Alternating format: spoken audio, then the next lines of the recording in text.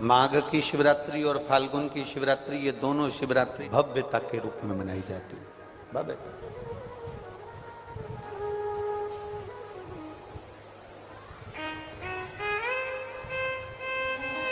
दुनिया के लोग कहते हैं कि शिवरात्रि के दिन भगवान शंकर की पार्वती जी के साथ शादी हुई, ये दुनिया के लोग कहते हैं। पर यदि जिसने शिव पुराण की कथा अगर अच्छे से सुनी हो और पढ़ी हो, तो शिव जी की शादी की जो तारीख है वो ये नहीं है। हमने पहले भी उसका वर्णन किया। भगवान देवाधिदेव महादेव के विवाह की जो तारीख है वो वैशाख शुक्ल पंचमी, शुक्ल पक्ष की वैशाख के महीने में जो पंचमी पड़ती है, उस दिन भगवान शंकर और पार्वती जी का विवाह हुआ था। ये जो शिवरात्रि है, ये विवाह की रात्रि नहीं है। ये शिवरात्रि ब्रह्मा और भगवान विष्णु ने भगवान शंकर को पहचानने के लिए पृथ्वी पर भगवान शंकर के प्रथम शिवलिंग को प्रकट करा था। तो ये शंकर जी के जन्म की शिवरात्रि है, प्रागट्य की शिवरात्रि।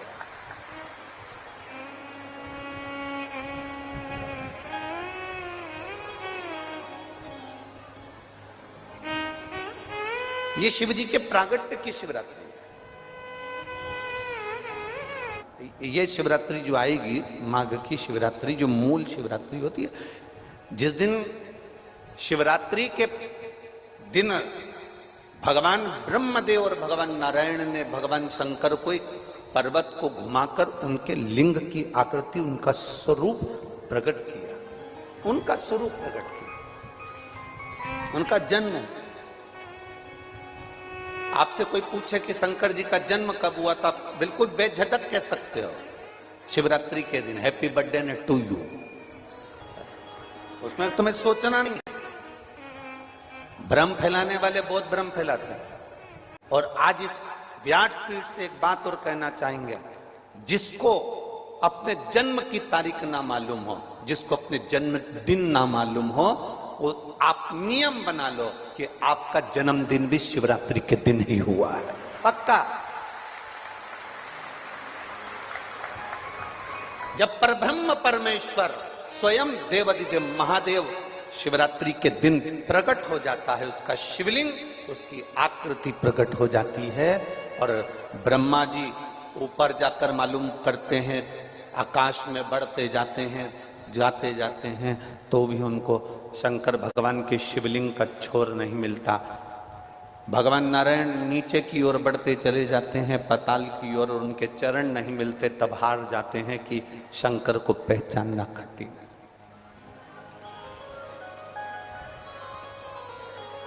शिव को पहचानना, शिव को जानना कठिन है, बहुत कठिन। जैसे शंकर को पहचानना कठिन है, जैसे शिव को पहचानना कठिन है, उसी तरह कोई संत को, कोई गुरु को, कोई सतगुरु को पहचानना कठिन। शिवरात्रि के दिन जो बड़ी शिवरात्रि होती है, माघ महीने के अंतर्गत जो आती है, ध्यान है आप लोगों को? उस शिवरात्रि के दिन सबसे ज्यादा जरूरी क्या होता है चढ़ाना? एक बेर। क्या जरूरी है? क्या बोलते हो, बेर की बोर, जो भी बोलते हो, जिसमें गुठली होती है और अपन लोग बोर खाते हैं, बेर खाते हैं। मात्र एक बोर, एक बेर।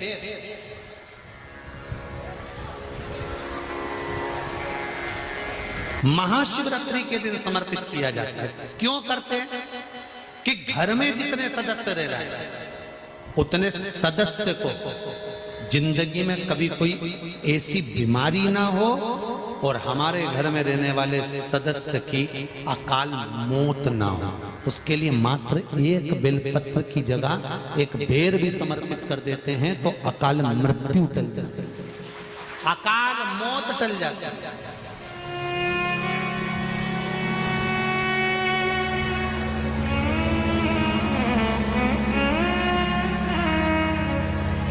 12 महीने शिवरात्रि आती है, जिसको 12 मासिक शिवरात्रि कहते हैं। हम कई लोगों से कहते हैं अगर जिंदगी में ज्यादा नियम नहीं ले सकते तो एक नियम ले लो, और उसका फल क्या होता है ये मात्र 3 महीने की शिवरात्रि कर कर देते हैं। केवल 3 महीने की शिवरात्रि, ज्यादा कुछ नहीं कर सकते। हर महीने शिवरात्रि आती है। प्रत्येक शिवरात्रि के दिन 3 जगह पर दिया लगाना प्रारंभ कर दो। पहला, बेलपत्री के वृक्ष के नीचे। दूसरा, शंकर भगवान के मंदिर पर। तीसरा, आंवले के वृक्ष के नीचे। केवल ये 3 जगह पर दिया लगाना चालू कर दो। कौन से दिन? हर महीने की जो शिवरात्रि आती है, मासिक शिवरात्रि जो आती है, आप 12 महीने का नियम बनाओ कि मैं 12 महीने की शिवरात्रि का व्रत करूं ना करूं। मैं शंकर के मंदिर में 12 महीने जो शिवरात्रि आती है उस शिवरात्रि का नियम लेती हूं कि शिवरात्रि के दिन मैं दिया लगाने 3 जगह पर जाऊंगी। पहला, बोलते जाओ जम के, बेलपत्री के नीचे। दूसरा, शंकर भगवान के मंदिर में या शिव मंदिर की चौखट पर। तीसरा, आंवले के वृक्ष के नीचे। ये 3 जगह पर आप प्रणाम कर कर, झोली पसार कर बाबा देवाधिदेव महादेव, माता लक्ष्मी और पार्वती के नाम से दिया लगाना प्रारंभ कर दीजिए। 3 महीने की शिवरात्रि पूरी हो, ये निश्चित है अगला पत्र आपका इस जगह पर मिलेगा कि बाबा ने मेरा ये कार्य किया। शंकर जी को शिवरात्रि पे क्या चढ़ाया जाता है? बेर। कितने बेर चढ़ाते हैं? शंकर जी को शिवरात्रि पर कितने बेर चढ़ते हैं? हर शिवरात्रि का एक। 12 महीने में कितनी शिवरात्रि आती हैं? 12 बेर शिव जी को समर्पित होते हैं शिवरात्रि के दिन। काय के लिए चढ़ाए जाते हैं? एक एक बेर का क्रम है। पहला बेर शंकर जी को जब चढ़ाते हैं तो वो वंश की वृद्धि करता है। दूसरे नंबर का बेर जब चढ़ाते हैं वो संपदा प्रदान करता है। तीसरे नंबर का बेर चढ़ाते हैं वो बच्चों को बुद्धि प्रदान करता है। चौथे नंबर का बेर जब शिव जी को समर्पित करा जाता है शिवरात्रि के दिन, वो घर में से रोग धोक बीमारी को हटाता है। 5वें नंबर का जो बेर शिव जी को समर्पित करा जाता है वो हमको रोगों से मुक्त करता है। 6ठे नंबर का बेर अटके हुए काम को बनाता है। 7वें नंबर का बेर हमारे कोई कार्य नहीं हो रहे उन कार्यों को सफलता की ओर ले जाता है। 8वें नंबर का बेर हमारे घर में कुछ खुशियां लेकर आता है। 9वें नंबर का बेर हमारे घर में वैभव को प्रदान करता है। 10वें नंबर का बेर हमारे घर में संपदा देता है। 11वें नंबर का बेर व्यक्ति को एकादशी के फल के बराबर पुण्य प्रदान करता है। और 12वें नंबर का बेर व्यक्ति के जीवन को सौभाग्यमय बनाता है, नारी को अखंड सौभाग्य प्रदान करता है। 12 महीने शिवरात्रि आती है। हर महीने का एक बेर, एक शिवरात्रि का एक बेर भगवान शंकर को 12 महीने का इकट्ठा कर कर एक मूल शिवरात्रि के दिन शिव को समर्पित करना चाहिए। जीव को अखंड सुख की अनुभूति होती है, अखंड सुख। शिवरात्रि का प्रसंग कहता है अपने मन की अभिलाषा रखकर तुम्हें जो चाहिए, एक काली मिर्ची और तिल्ली के, काली तिल्ली के 7 दाने। एक काली मिर्ची और तिल्ली के, काली तिल्ली के कितने दाने? 7 दाने हथेली में रखकर अपनी कामना कर कर मन से अपने मन के बात को कहकर शंकर भगवान के शिवलिंग पर चढ़ा दीजिए। आपकी मनोकामना, कहते हैं हर महीने शिवरात्रि आती है, इस शिवरात्रि पर, मुख्य शिवरात्रि पर चढ़ाओगे, अगले महीने की जब शिवरात्रि आएगी तो आपकी मनोकामना पूरी हो जाएगी। एक काली मिर्ची और 7 काली तिल्ली के दाने, मात्र 7। महाराज, जिसके घर में क्लेश रहता हो, बहुत ज्यादा लड़ाई झगड़े हो रहे हैं, सास बहू के झगड़े, ना बहू कुछ सुनने को तैयार ना सास सुनने को तैयार, और घर में बेचारे पुरुषों की आफत, यहाँ भाई भाई झगड़ रहे हो, सास बहुएं झगड़ रही हो, कुछ मत करिए। गेहूं की बाली को तोड़ो। गेहूं की बाली जानते ना, जिसमें आप लोग तो गेहूं की बाली को तोड़ना है, और बाली 7 बाली तोड़कर अपने घर में घुमाकर अपने घर का नाम और गोत्र बोलकर उसको शंकर को समर्पित कर दीजिए। जिंदगी में कभी सास बहू का झगड़ा नहीं होगा हमारा। शिवरात्रि के दिन उसको समर्पित करिए, आपके घर में कभी क्लेश नहीं मच सकता। 12 महीने शिवरात्रि आती है। और शिवरात्रि के दिन रात्रि को 12 बजे शंकर भगवान पर एक धतूरा चढ़ा दो। क्या चढ़ाना है? जम के बोलिए जरा, धतूरा। ये शंकर भगवान को धतूरा चढ़ा दो। 12 बजे रात्रि को शिव जी पे धतूरा चढ़ाओ, आधे घंटे तक धतूरा चढ़े रहने दो और आप श्री शिवाय नमस्तुभ्यम का जाप करो। जिस शंकर जी पे धतूरा चढ़ाए उस मंदिर के बाहर बैठकर कौन सा मंत्र जपना है? श्री शिवाय नमस्तुभ्यम।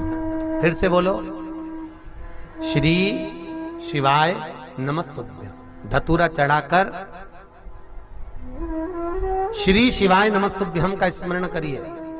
और जो दुकान नहीं चलती हो, घर में लक्ष्मी नहीं टिकती हो, खेत में फसल अच्छी नहीं आती हो, संपदा नहीं आ रही हो, बस उस धतूरे को लाल वस्त्र में बांधकर अपनी दुकान में, अपने व्यापार में, अपने घर में रात को 12:30 बजे उठाकर लाओ और 4 बजे के पहले उसको अपनी दुकान, व्यापार, व्यवसाय में उसको बांध दीजिए। और अगर जो जमीन फसल सही नहीं दे रही हो उस जमीन में ले जाकर गाड़ दीजिए।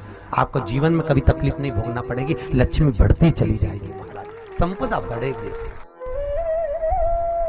जो व्यक्ति ज्यादा बीमार रहता हो, बहुत बीमारी उसको घेरे रहती हो, परेशान रह रहा हो, बीमारी बनी हुई है, तो बोर चढ़ाइए। बेर क्या बोलते हैं यहाँ पर? बेर की बोर, वो खाने वाला बेर जो होता है, उस बेर को 7 बेर ले लो और 7 बेर को लेकर अपने ऊपर से घुमाकर शिवरात्रि की दोपहर के 12 बजे शंकर भगवान के शिवलिंग पर ले जाकर उस बेर को चढ़ा दीजिए। आपका रोग, आपकी बीमारी मात्र 3 महीने के अंदर समाप्त हो जाएगी। बेर चढ़ाने का बड़ा महत्व है। यहाँ चढ़ाते हैं कि नहीं चढ़ाते? चढ़ाते हैं। शिवरात्रि के दिन बेर चढ़ाने का बड़ा महत्व है। और शिवरात्रि पर चढ़ा हुआ वो बेर उठाकर ले आइए और उस बेर को उठाकर रख लीजिए।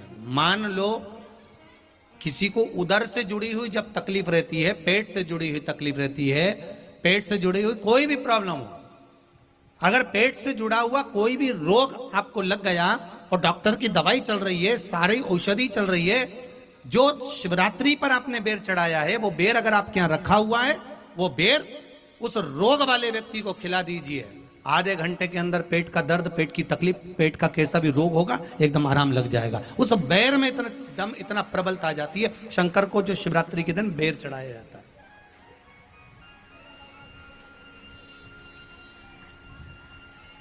भगवान शिव पर समर्पित हुआ वो बेर का इतना महत्व महाराज। और जो देवता को उठाने के लिए बोर समर्पित करा जाता है, बेर भाजी आंवला उठो देव सांवरा, उसमें शंकर जी का भाव है, क्योंकि शिव जी का दर्शन भगवान नारायण उठते से ही करना चाहते हैं। सबसे पहले नेत्र खुले और मेरा शिव का दर्शन हुआ। बेर का भाव ही शिव का दर्शन का भाव।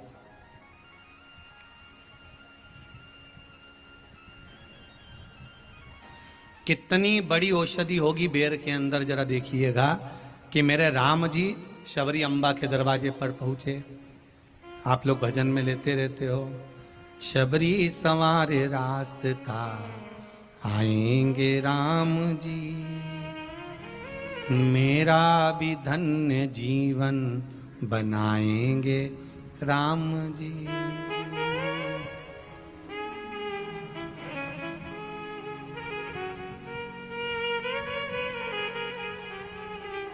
और बागों से चुन चुन के वो लेकर आई बेर की टोकरी।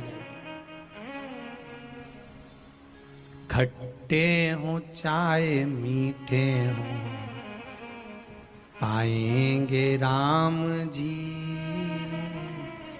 मेरा भी धन्य जीवन बनाएंगे राम जी। शबरी ने राम जी को बेर दिए, राम जी ने बेर खाया, प्रेम से खाया। याद आया पीछे लक्ष्मण खड़ा है, राम जी ने लक्ष्मण को बेर दिए, ले लक्ष्मण ये बेर खा ले। लक्ष्मण जी ने बेर लिए, लक्ष्मण जी ने बेर को देखा तो वो शबरी अम्बा अपने मुंह से झूठा करके दे रही है। लक्ष्मण जी ने बेर लिया, पास में रख लिया, फिर लिया, फिर रख लिया। सबरी जी राम जी को बेर दे, राम जी लक्ष्मण जी को बेर दे, लक्ष्मण जी वो बेर लेके पीछे फेंकते जाए, उठाए फेंका, उठाया फेंका, उठाया फेंका। अब कोई लक्ष्मण साधारण है? जब भगवान राम विष्णु हैं, लक्ष्मण शेषनाग हैं, शेषनाग अगर कोई चीज फेंकेगा तो क्या पास में फेंकेगी? उठाया फेंका, कोसों दूर जाकर गिरा। और वो बेर कब काम आया? जब लक्ष्मण जी को शक्ति लगी, बाण लगा, लक्ष्मण जी मूर्छा होकर जमीन पर पड़े, सुषेण वेद को बुलाया और वेद से बुलाकर पूछा कि लक्ष्मण कैसे उठेगा? तो कहा संजीवनी लेकर आओ। संजीवनी लेने के लिए भेजा। तब संजीवनी लेने के लिए जब श्री हनुमान जी महाराज गए, संजीवनी बूटी जब लेकर आए और लक्ष्मण जी को जो दी, तब राम जी पहचान गए ये संजीवनी कोई दूसरी नहीं है। लक्ष्मण जी को जो बेर खाने को दिया था, वो बेर फेंक दिया था, उसी बेर की पत्ती है जिसको निचोड़ निचोड़ कर लक्ष्मण जी को खिलाना पड़ी है। तो राम जी रोते रोते बोले पहले ही खा लेता तो खाना नहीं पड़ती। लगे तो खाया ही।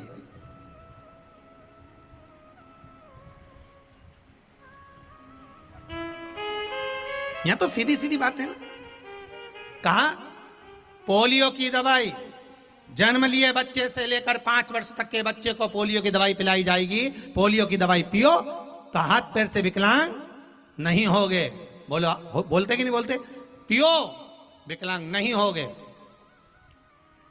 जो नहीं पिएगा वो हाथ पैर से विकलांग हो जाएगा। उसी तरह शिव महापुराण की कथा, जिसका जन्म नहीं हुआ, जो माता के गर्भ में है, उससे लेकर जो मर रहा है उस तक के व्यक्ति को सुनाई जाएगी। पोलियो की दवाई नहीं पियोगे, हाथ पैर से विकलांग हो जाओगे। शिव महापुराण नहीं सुनोगे तो काम, लोभ, विषय, आसक्ति से विकलांग हो जाओगे। इसलिए सुनो, ये सुनने का विषय है, इसको श्रवण करना, हमारे जीवन में उतारना, ये मिलेगी।